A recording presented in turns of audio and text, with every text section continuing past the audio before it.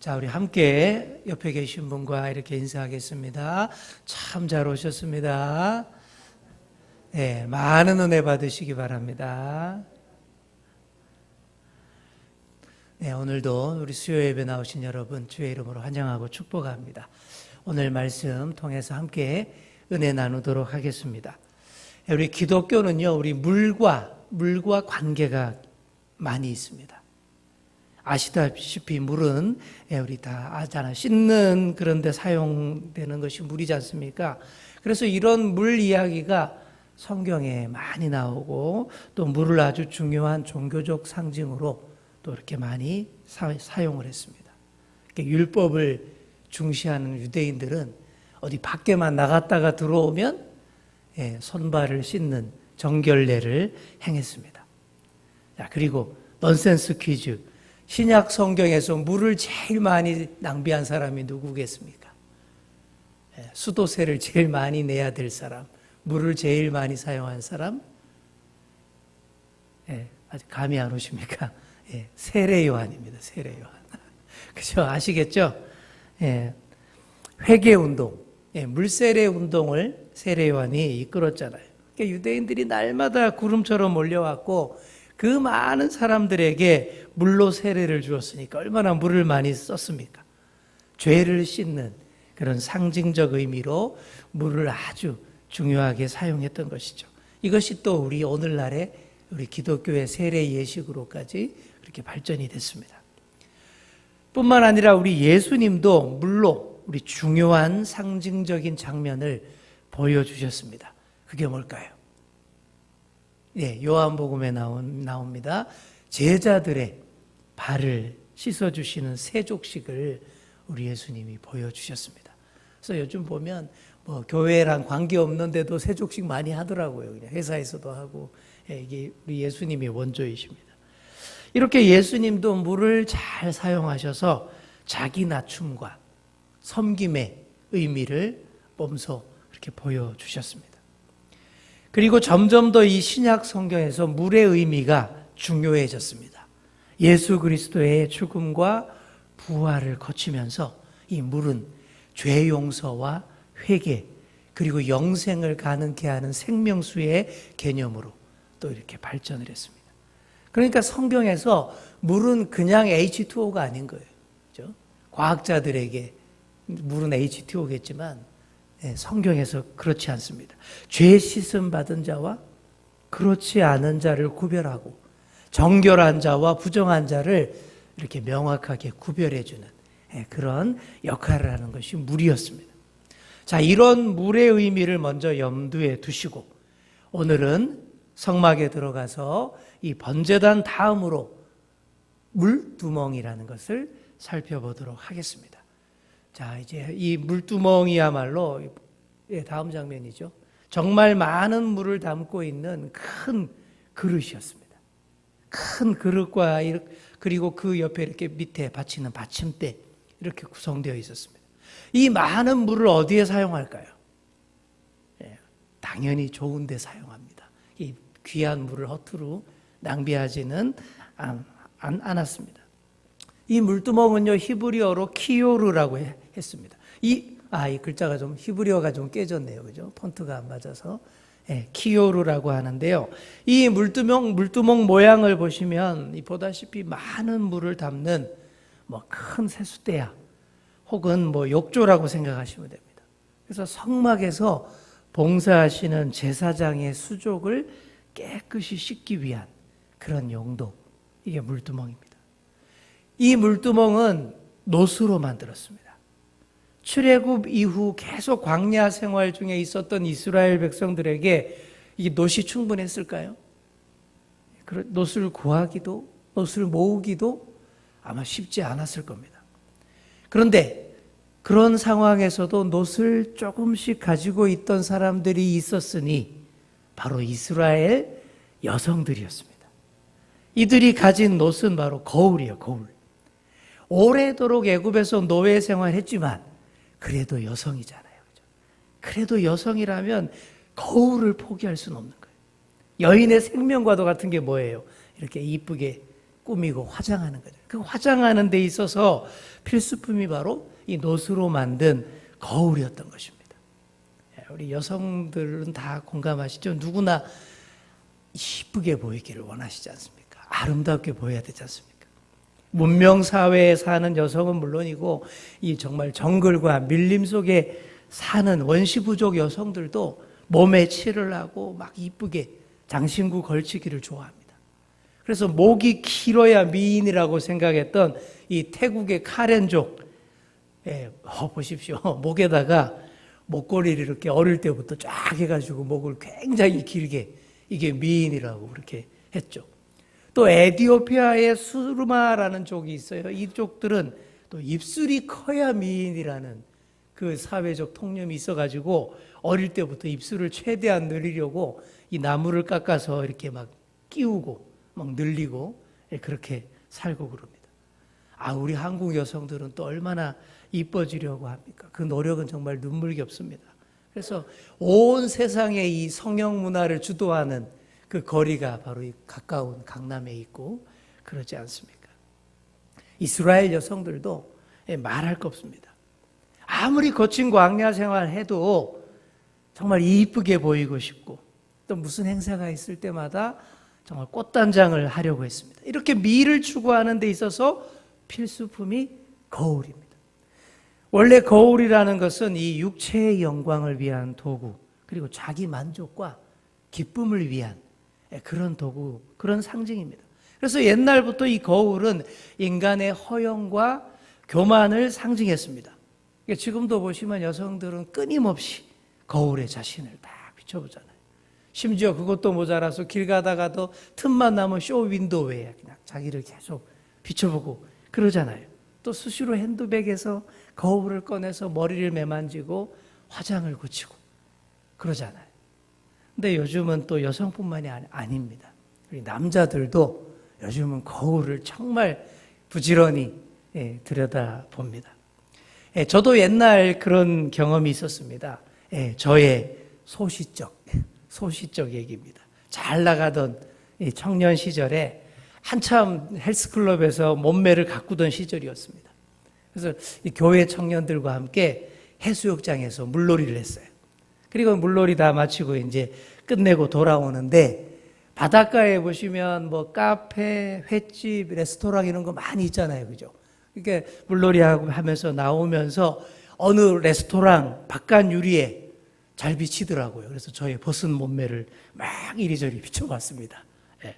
한참 운동하던 때라 근육이 잘 붙었나? 많이 멋있어졌나? 식스팩. 옛날에는 왕자라 그랬습니다. 왕자가 잘 나오나? 한참 이렇게 폼을 잡고 있는데 뒤따라오던 여청년들이 그러는 거예요. 그중에 제 아내도 있었습니다. 뒤따라오면서 그러는 거예요. 오빠 거기서 그러면 어떡해? 안에서 식사하던 손님들이 다 쳐다보잖아. 그 말 듣고 정신이 번쩍 들었습니다. 밖에서 보니까 그냥 이렇게 내 모습만 비치는데 잘 생각해 보니까 안에서 어떻게 손님들이 얼마나 나를 쳐다보면서 깔깔댔겠습니까? 그게 너무 부끄러웠죠. 사람은 다 이래요. 자기 잘난 맛에 살고 자기를 가꾸어서 최상의 모습으로 비추어 보기를 원합니다. 거울이 그 역할이고 그 상징입니다. 바로 이런 거울이에요. 그래서 이스라엘 여성들도 무슨 일이 있어도 생명의 위협을 받아도 굶어 죽을 것 같아도 꼭 붙잡고 절대 포기하지 않고 지니고 다녔던 그 녹거울, 여성들에게 있어서 정말 생명과도 같았던 그런 녹거울들을 성막에 물두멍을 만든다라고 했을 때 다 내놨다라는 얘기입니다. 이것은 여성으로서 자신의 존재를 다 드린 것과도 같은 그런 헌신의 모습입니다. 그렇게 해서 나온 것이 이 물두멍입니다. 이게 참으로 아름답고 빛날 수밖에 없습니다. 육신과 세상의 자랑에서 멀어졌어요. 교만과 자기 만족 추구로 가득한 옛 성품을 내려놓았습니다. 대신에 영혼의 아름다움을 추구하겠다라는 그 결단의 의미가 드러나는 것이 바로 이 노스로 된 물두멍. 이것이 물두멍의 아름다움입니다. 그래서 이 물두멍이 우리에게 주는 영적 교훈은 다른 것보다 네 영혼을 아름답게 단장하라. 바로 이런 것입니다. 우리 한번 따라해 볼까요? 내 영혼을 아름답게 단장하라. 아멘. 예, 외모보다, 겉모양보다 내면을, 영혼을 아름답게 깨끗하게 하라라는 영적 의미가 이 물두멍에 있는 것입니다. 우리 그리스도인들은 모두 다 신랑 되시는 예수 그리스도의 신부가 되는 사람들입니다. 아유, 뭐 나는 남자인데요. 뭐 그런 개념이 아니라 영적으로 우리는 다 신랑 되신 예수 그리스도의 신부예요. 신부 단장을 철저히 해서 주님을 맞아야 됩니다. 근데 이 신부는요, 겉모양도 이쁘게 꽃단장하지만 이 내면을 더 아름답게 가꿔야 합니다. 신랑에 걸맞는 인격과 마음과 비전을 갖춰야 됩니다.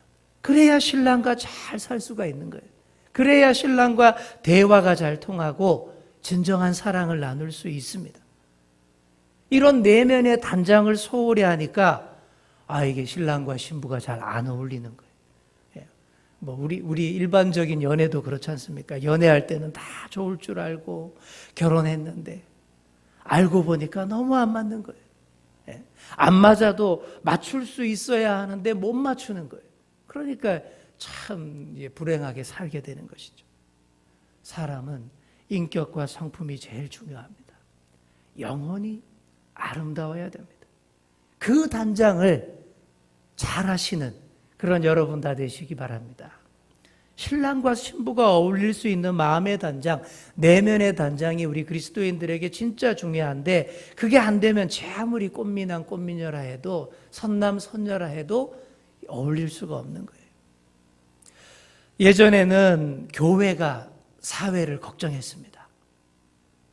그런데 이제는 세상이 교회를 염려하는 시대가 되었다라는 말 여러분들도 들어보셨을 거예요. 이런 말들이 한 10년 전부터 나오기 시작한 말입니다. 이게 얼마나 이게 부끄럽고 슬픈 말인지 몰라요. 왜 그렇게 됐을까요? 성도들이 영혼을 단장하지 않고 자꾸 겉모양만 꾸미고 치장을 하기 때문에 그 결과가 이렇게 된 것이죠. 신랑이신 예수 그리스도에게 부끄럽지 않은 신부가 돼야 되는데 그렇게 못 되는 거예요. 누가 봐도 그런 신부가 아닌 거예요. 누가 봐도 안 이쁘고 미련한 짓, 천박한 짓을 자꾸 하니까 그러니까 오늘날 우리의 교회가 지탄을 받게 되었다라는 말씀입니다. 사랑하는 성도 여러분, 다른 어떤 것보다 영혼 단장에 힘쓰시기 바랍니다. 어떤 일을 하기에 앞서서 항상 우리가 이렇게 질문해야 돼요. 이게 과연 하나님께 영광이 되는가? 교회에 유익이 되는가? 형제에게 덕이 되는가? 이런 질문들을 던져야 합니다. 무슨 일을 하든 이런 질문을 먼저 던지고 생각하고 기도하고 영혼을 단장한다면 정말 큰 도움이 될 것입니다. 그래서 베드로 사도는 성도들에게 이렇게 주문했습니다. 우리 베드로전서 3장 3절과 4절 우리 함께 읽겠습니다. 시작. 너희의 단장은 머리를 꾸미고 금을 차고 아름다운 옷을 입는 외모로 하지 말고 오직 마음에 숨은 사람을 온유하고 안정한 심령에 썩지 아니할 것으로 하라. 이는 하나님 앞에 값진 것이니라. 아멘. 여기 잘 나와 있죠. 머리를 꾸미고 금을 차고 아름다운 옷이 아니라 마음에 숨은 사람을 온유하고 안정한 심령에 썩지 아니할 것으로 하라. 이게 하나님 앞에 값진 것이다. 이렇게 얘기합니다. 여러분, 에스더서의 주인공 에스더 아시죠? 이 에스더가 왕비 간택에 참여하게 되면서 꽃단장을 얼마나 했는지 에스더서에 보시면 상세하게 나와 있어요. 보시면 오늘 요즘 말로 하면 피부 마사지 다 받고 매일매일 스킨케어 받고 온갖 향품과 화장품을 매일매일 발랐습니다. 그렇게 무려 1년을 그렇게 꽃단장을 했어요. 그리고는 왕 앞에 최대한 이쁘게 해서 왕 앞에 나아갔고 당당히 왕비로 뽑혔습니다. 하지만 수많은 후보들을 제치고 에스더가 왕비가 될 수 있었던 것은 이 외모의 아름다움뿐만이 아니었습니다. 그걸로는 절대 그렇게 될 수가 없어요. 외면의 아름다움이 한 3 정도였다면 그 영혼을 아름답게 가꾸어온 내면의 아름다움이 7이라고 봐야 합니다. 그 내면의 아름다움이 워낙 아름다워서 그 아름다움이 바깥으로 배어 나오니까 그 아름다움에 다들 눈이 번쩍 뜨였던 것입니다.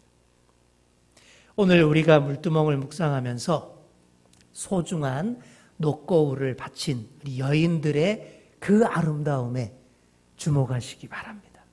육신의 아름다움보다 영혼의 아름다움을 소중히 여겨서 헌신했던 그 마음들을 잘 보셔야 한다는 말씀입니다. 그런 헌신과 아름다움에 대해서 하나님께서도 아주 크게 우리 보상해 주십니다. 자, 그래서 이렇게 귀한 마음과 영혼들이 모여서 제작된 이 물두멍을 성막 안에서 제사장들이 잘 사용을 했습니다. 이 성막들은요, 포장된 마당이 아니었습니다. 사방을 이렇게 둘러서 울타리만 쳤지 바닥까지 어떻게 포장할 수는 없었죠. 그냥 흙바닥이고 모래바닥입니다. 그리고 성막 안에서는 신발을 신지 않았습니다. 해야 할 일들은 아주 험하고 백정일 같은 그런 일들이죠. 또 날씨는 건조하고 덥지요. 그러니 이 거룩한 임무들을 수행하는 이 제사장들의 손과 발이 쉽게 더러워졌습니다. 그래서 물두멍은 이렇게 더러워진 손과 발을 수시로 깨끗이 씻음으로써 성소에 들어가기 위해서 준비하는 그런 장소입니다. 손발을 씻지 않고 그냥 막 들어가는 자는 하나님으로부터 저주를 받을 수밖에 없는 거죠. 규례대로 하지 않으면 심판이 있는 것이죠. 19절 말씀 보시기 바랍니다. 아론과 그의 아들들이 그 두멍에서 수족을 씻되, 이렇게 되어 있습니다. 여기에서 아론과 그의 아들들 다 제사장입니다. 제사장을 뜻하죠. 근데 이 말씀 읽으면서 그러면 목사님들만 깨끗하게 하시면 되겠네요. 그렇게 하시면 오해하시는 겁니다. 목사님들만이 제사장이 아니에요. 신약의 번제단 십자가에서 예수님이 흘리신 보혈의 공로를 덧입고 죄사함 받아서 하나님의 자녀가 된 사람들은 다 거룩한 제사장입니다. 구약에서는 성소와 지성소를 가로막는 휘장이 쫙 있었죠. 그래서 대제사장 한 사람만, 그것도 1년에 한 번만 그 휘장을 지나서 들어갈 수 있었는데, 예수님이 십자가 지실 때 어떻게 됐어요? 그 가로막던 휘장이 위에서부터 아래로 푹 그렇게 찢어졌어요. 이렇게 해서 1년에 한 번만 또 대제사장 혼자만 들어갈 수 있던 것이 완전히 바뀌었습니다. 예수님께서 열어놓으신 그 길을 따라서 대제사장만이 아니라 우리 모두가 또 1년에 한 번만이 아니라 어느 때나 하나님 앞에 나아갈 수 있게 된 것이죠. 그러니 우리 모두가 다 거룩한 제사장입니다.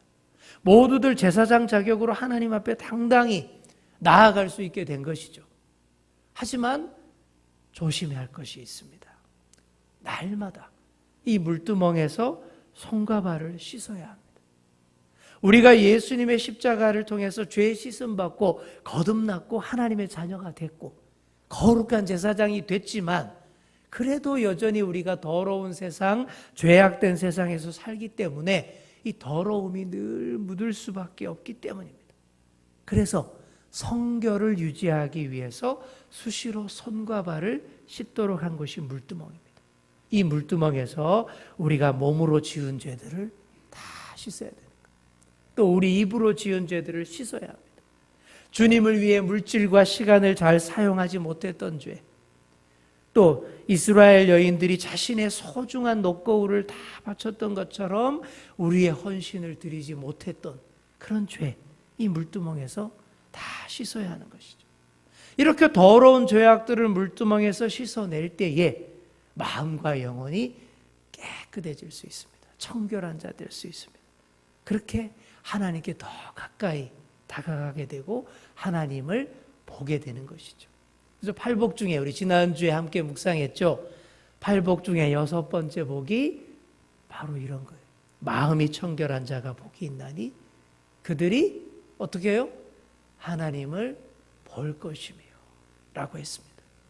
그렇게 물두멍에서 깨끗이 씻어서 청결한 자 되어서 하나님께 더 가까이 나아가시는 그런 저와 여러분 다 되시기를 간절히 축원합니다. 자, 그리고 또 한 가지 중요한 것 살펴야 할 것이 있습니다. 물두멍은요, 규격이 안 나와 있습니다. 사이즈가 안 적혀 있어요. 하나님께서 성막의 모든 물건들은 다 정확한 그 치수, 사이즈를 다 알려주셨어요. 다 나와 있어요. 근데 유일하게 이 물두멍만 이 치수가 안 나와 있습니다. 그래서 어느 정도의 크기인지 짐작만 할 뿐 정확한 규격을 몰라요. 하나님께서 왜 이 물두멍만 규격을 일러주지 않으셨을까요? 깜빡하신 걸까요? 그게 아닙니다.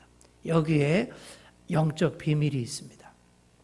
자, 오늘 읽었던 본문 20절과 21절 우리 다시 함께 읽겠습니다. 시작. 그들이 회막에 들어갈 때에 물로 씻어 죽기를 면할 것이요 제단에 가까이 가서 그 직분을 행하여 여호와 앞에 화제를 사를 때에도 그리할지니라.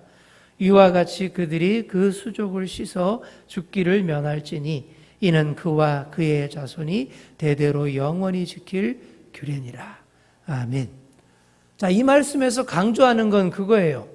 물로 수족을 씻어서 죽기를 면하라. 이게 핵심 포인트죠. 죄를 씻지 않고 하나님 앞에 서는 행위는 죽기를 자처하는 것이다 라는 말씀입니다. 실제 그런 일도 있었어요. 아론의 아들 나답과 아비후가 하나님이 정하신 대로 안 하다가 다른 불을 들이다가 정말 죽음을 당한 사례가 나옵니다. 이것은 이렇게 엄격한 규례이지만 동시에 아주 은혜로운 규례입니다.